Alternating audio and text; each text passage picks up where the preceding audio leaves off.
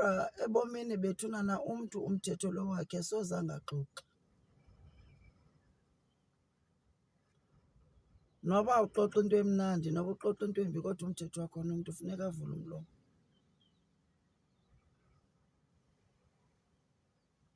Bunzima ubomi obuphilwa ngabantu emhlabeni, kodwa ke masithembeni. Masithembeni. Njengoba ndidla ngothetha apha kwezi videos ndithi umntu ngamnye uyakhatshwa akahambi yedwa. Masithembeni ukuthi into zonke ebantwini zizolunga.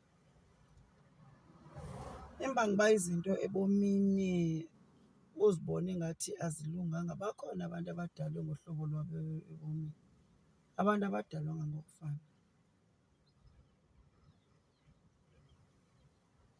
Neengqeqesho zethu kumakhaya esiphuma kuwo azifani. Neendlela esikhule ngazo azifani. Bakhona abantu othi usobajonga ufumanise uba hayi kodwa lona umntu wayibhuda emva. Ingqeqesho yona wayibhuda emva. Babe khona ke aba bantu othi xa ubajonga ufumanise uba hayi kanti wayeqeqeshiwe qha inoba zange amamele wena, ngoba abazali bakhe ingabazali abarayithi.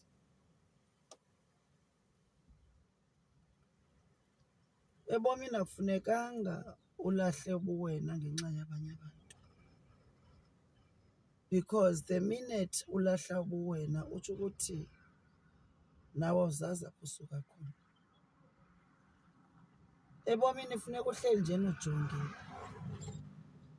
uba wena uhleli nabani and ungena phi na and wenzani.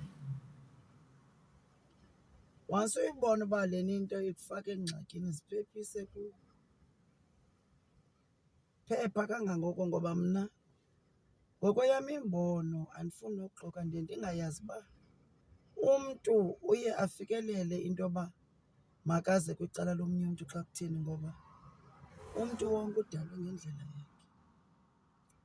Ungabhidana nabantu bonke xa uzofuna abantu batshintshe abafane nawe, ngoba sidalwe sonke asafani.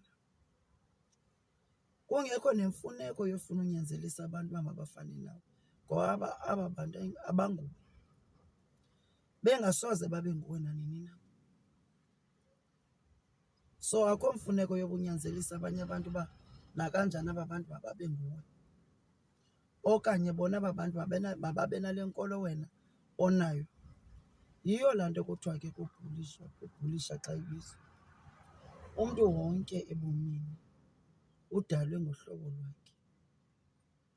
Qha wena uzothi ngenxa yoba ungumntu ohlukumezayo ufune ujika abantu uba mabafane nawe, babe yile ndlela wena oyiyo.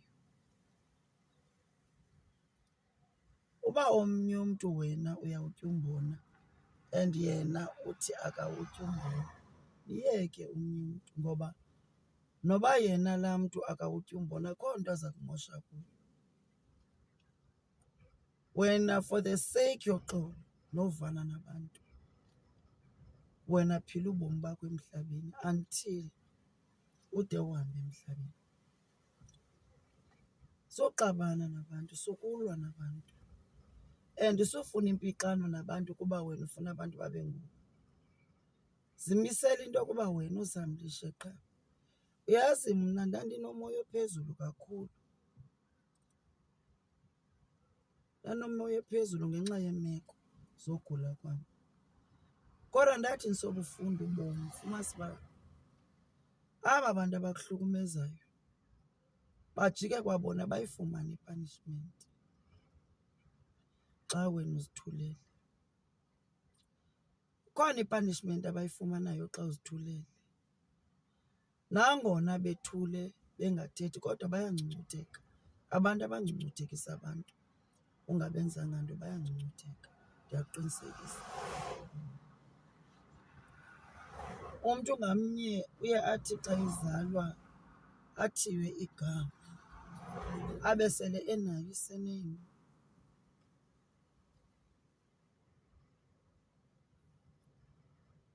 Umntu ngamnye unaso isiduko. unabo abantu bakowabo. Xa ubhizi uxakekile uhlukumeza umntu ongamaziyo nomazi, ongazange wakuchikimisa kwasentweni, ongazange wakwenza nto, ayiwanda kuzokudala ntoni ebomini bakho? Uzokudala intlahla bethu okanye uzokudala amabhadi? Ngoba omnye umntu angathula umchikimise emphefumlweni wakhe, kanti ke bona aba bantu ahamba nabo abamkhaphayo bona abathulanga, bayamlwela amadabi wakhe laa mntu.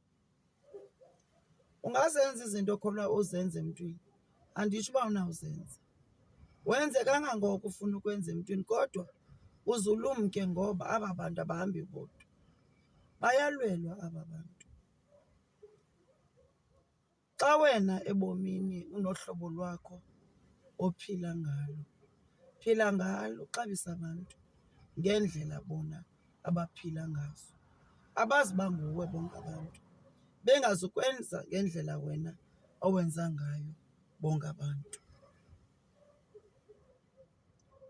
Kubalulekile uhlonipha abantu, and xa ungumntu sujongisa ngomnye umntu, ngoba xa uhlekisa ngomnye umntu uhlekisa ngawo, ubona nje. Nantso enye isikrithi endinayo, xa ubhenca omnye umntu phakathi kwabanye abantu kuzokuhlekisa ngawe, ngoba nawe ungumntu nabo bangabantu. Sozimisele uzingomba isifuba uthi ndimfumene omnye umntu, because wena uzofumaneka. And xa ufumaneka uzofumaneka kabuhlungu. Awuzofumaneka ngale ndlela wena aba bantu bobafumana ngayo. Uzawufumaneka kabuhlungu, and then emveni koko uzawuthi wena unamabhadi okanye udakathiwe ngenxa yoba wena uyakuthanda ukuzithi nkxu kwiindaba zabantu.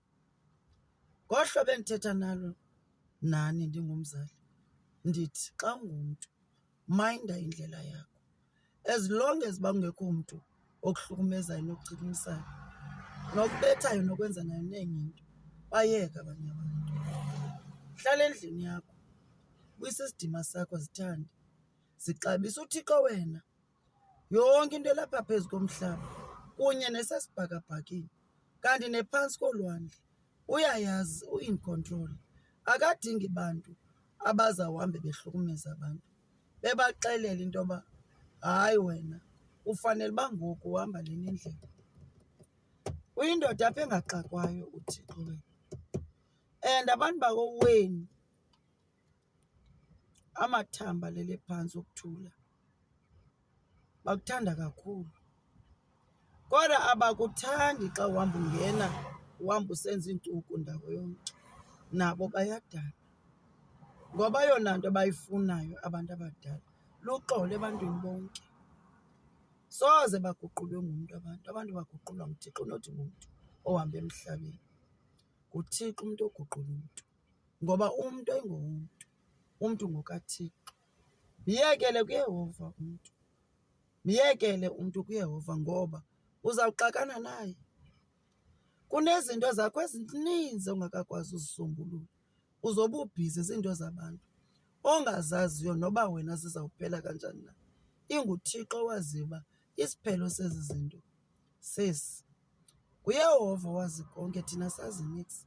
Konto angayaziyo uYehova, Thixo ayikho into angayaziyo.